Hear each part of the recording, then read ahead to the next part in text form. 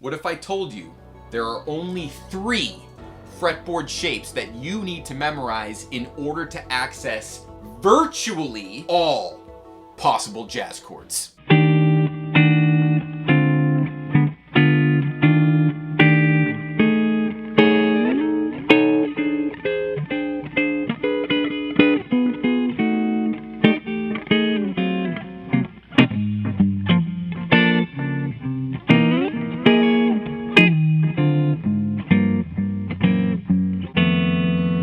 Probably listen to what I gotta say next. It's the Jazz Chord Mastery System, kid. Obviously.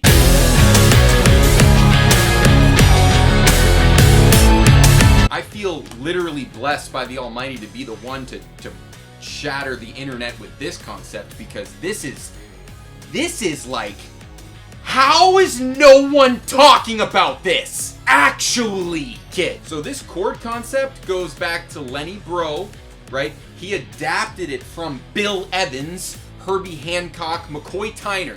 Those are going to be the 3 piano players who kind of unlock this principle as a approach to chordal playing, right? These piano guys, right? And then Lenny Breau comes along and starts playing the exact same voicings that the piano guys are playing on guitar.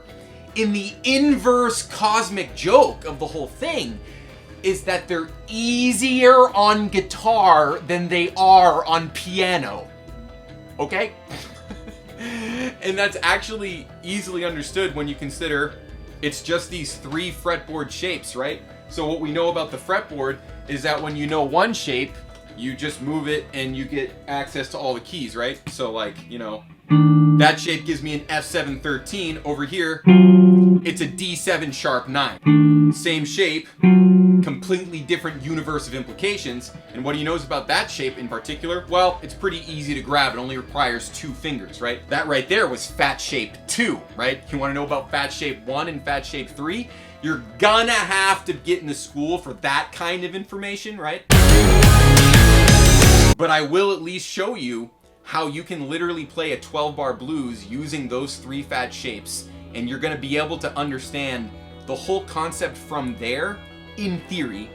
But of course, if you can't understand the whole concept from there, well then, you know, as promised, I'm gonna play every chord in the 12-bar blues using one of 3 fat shapes. Check it out. 3, 4.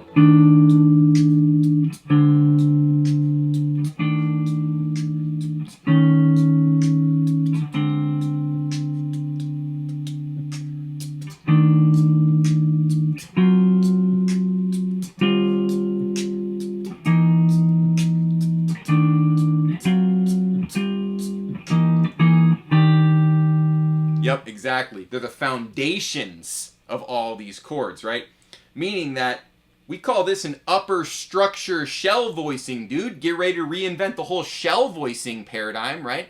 Because the whole thing with the shell voicings is they're giving you the most important notes of the chord, right? Traditionally the 1, 3, and the 7th, right?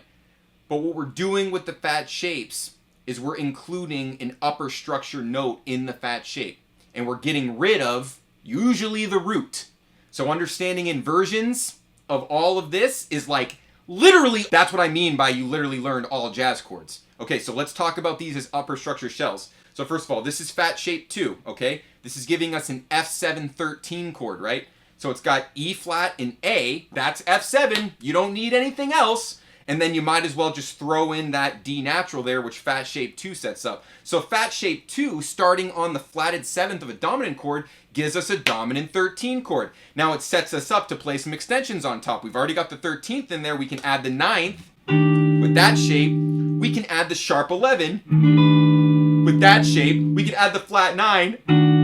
With that shape, dude, you gotta go to the school. Because honestly, I'd have to make like a 3-hour video to really get into all of this, right? And so that's why it's not for YouTube, dude. It's for the students in my school. So you wanna literally get comprehensive jazz chord mastery fluency. We're the only people on the entire internet teaching that. So you can get in the school to learn about that. You see, we talk about expanded fat shapes, right? Fat shapes being the foundation of more expansive chords. We talk about replacing traditional shell voicings with fat shapes. This gives us access to more extensions. These are easy chords to play, and they give us access to more melody notes. So guitar players have even more opportunity for chord melody, right? And that's why it's like Lenny Bro. Like if you know Lenny Bro, you know what I'm talking about. Ed Bickard, it's the same thing. These guys are using fat shapes to play like sick comping for their lead playing. And we've talked about this so many times. You know, all my students and I are talking about how do we play more chords? This is the answer. It's the fat shapes. It's understanding all the fat shapes and all the context, because as I just alluded to earlier, the whole point is that each fat shape has many, many different applications depending on what note you started on relative to a chord. So we start on the flat 7th of a dominant chord, we get a dominant 13. But if we start it on the 3rd of a dominant chord, right here, I'm starting on the 3rd of D, well then we get a D7 sharp 9. If we add notes to it, we get a D7 sharp 9 sharp 5. Right, that's D7 sharp 9 sharp 5, and then on top there's the root. But you can also do something like that. You know, sharp 9 natural 5, whatever. You could do sharp 9 sharp 11. Right, so on that one shape, you have access to all those extensions, and that's the point. And there's also the top string as well, right? So you can also have flat 9 on the top string. Fat shapes. So the whole point is like Lenny Bro used those to just play all the melody notes, and that's why he had that epic full stack guitar approach, because you can see how many melody notes he could add on top of any of those shapes, and he knew how to wield all 3 fat shapes flawlessly, right? So that's fat shape 2 on a D7 altered. Where does a D7 altered go? It goes to a G minor. There's your G minor. Boom! Fat shape 1. Then to the 5 chord, fat shape 2 off the major 3rd of the 5 chord, and then fat shape 2 off the flat 7th of the root. Look, I just played a 2-5-1. 2-5-1, dude. And now I see, you know, how valuable that kind of chord knowledge is to students, right? Just from working with the students in my school, you know, everything kind of leads me to like, okay, what do the students want? And it's like, dude, they want to understand chords. They want to understand, like, how do you play like 5 different voicings for one chord? It's like, that's how. It's knowing inversions, it's knowing fat shapes applied to inversions, and then you're gonna have to know comprehensive musical theory to know all that stuff. But what's great is you can learn comprehensive musical theory literally through the fat shape principle. And I know that's probably too much to wrap your head around, but the whole idea is that you just have like a geometric visual reference point for harmony, and it boils down to 3 shapes. So that's how it. I know, it's insane, it's cosmic! And it's extra deeply cosmic to me that I'm the one probably telling all of you this for the first time. Like, I'd bet money that none of you have probably heard of this, right? I would literally. If you have heard of this kind of thing, then tell me where you heard it from in the comments, dude. And if you want to go deep down the rabbit hole, you know, go in the school. I told you the price was going up. I told you we're going to get more students. That's exactly what happened. So if you didn't get in before the last price jump, then just make sure you get in before this price jump, right? And of course, if you want to work one-on-one with me to make sure you have the foundation to succeed in the school, then that's where you can message me on Instagram, because under my direct guidance, the students are just freaking just breaking through every possible barrier ever, right? Understanding comprehensive musical fluency, it just keeps happening. I've been stirring the pot, and now it's like, here we go, dude, the tornado getting started, dude. And Systems for Creation is the epicenter for all of this stuff. So get in while you still can, and I only want to work with people who are serious as a heart attack, right?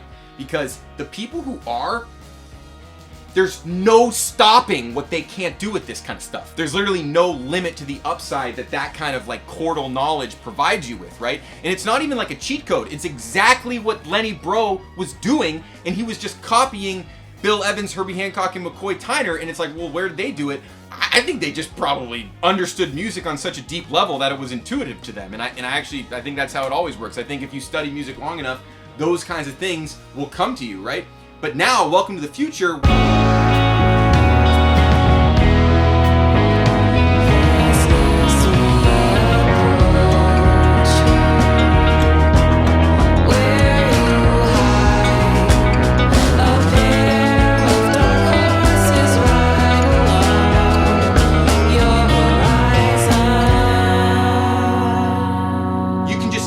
The process, and somebody can just show it to you, and you can learn in 3 months what most people spend like 6 years minimum to figure out. I mean, that's the benefit of having like a one-on-one teacher who's like guiding you. Like, I mean, that's, you know, you don't see that every day on the internet, right? Everyone's trying to take the shortcuts. It's like, don't take the shortcut, man. Just get the job done once and for all. I'm the guitar growth hacker. I'm the one who's going to get you there. There's no one else who's going to do it as well as me. So